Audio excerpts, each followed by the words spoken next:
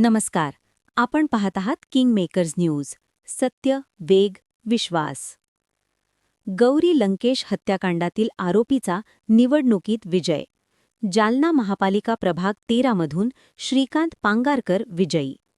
जामिनावर असलेल्या आरोपीला 2621 मतांनी यश. निकालानंतर राजकीय व सामाजिक वर्तुळात खळबळ. जालना महापालिका निवडणूक प्रभाग 13. अपक्ष उमेदवार श्रीकांत पांगारकर विजयी. 2621 मतांची आघाडी. न्यायालयीन प्रक्रिया सुरूच. नमस्कार. आपण पाहत आहात किंग मेकर्स न्यूज. सत्य, वेग, विश्वास. जालना महानगरपालिकेच्या निवडणुकीतून एक धक्कादायक आणि चर्चितला निकाल समोर आला आहे.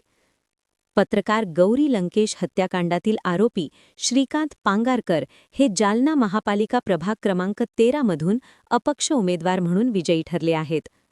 पांगारकर यांनी 2621 मतं मिळवत विरोधी उमेदवारांवर आघाडी घेतली आहे.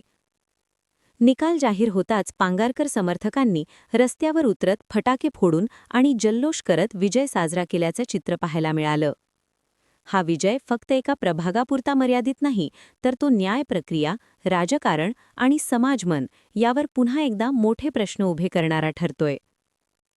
गौरी लंकेश हत्याकांड. पार्श्वभूमी. गौरी लंकेश यांची 5 सप्टेंबर 2017 रोजी बेंगलुरूमधील राजराजेश्वरी नगर परिसरात गोळ्या झाडून हत्या करण्यात आली होती. या घटनेनंतर देशभरात संतापाची लाट उसळली होती. आय एम गौरी अशी घोषणा देत निषेध मोर्चे निघाले होते. 2018 मध्ये ATSकडून अटक, अजूनही ट्रायल सुरू. या प्रकरणात महाराष्ट्र आणि कर्नाटक ATS SITने तपास करत 18 आरोपींवर आरोपपत्र दाखल केलं. श्रीकांत पांगारकर हे या आरोपीत आहेत, मात्र अद्याप दोषसिद्धी झालेली नाही आणि ते सध्या जामिनावर बाहेर आहेत. या निवडणुकीत एकाही प्रमुख पक्षाने थेट उमेदवार न दिल्यामुळे ही लढत अपक्षांसाठी खुली ठरली आणि याच संधीचा फायदा घेत श्रीकांत पांगारकर यांनी निवडणूक जिंकली. अंडर ट्रायल उमेदवारांचा लोकसमर्थनावर प्रश्नचिन्ह. हा निकाल आज फक्त जालना शहरापुरता मर्यादित नाही, तर तो अभिव्यक्ती स्वातंत्र्य, न्याय प्रक्रिया आणि राजकीय जबाबदारी या सगळ्यांवर पुन्हा एकदा चर्चा घडवून आणणारा आहे. न्यायालयीन प्रक्रिया सुरू आहे आणि अंतिम सत्य कोर्टाच्या निकालातूनच समोर येणार आहे. King makers news. सत्य, वेग, विश्वास. पाहत रहा किंग मेकर्स न्यूज, जालना.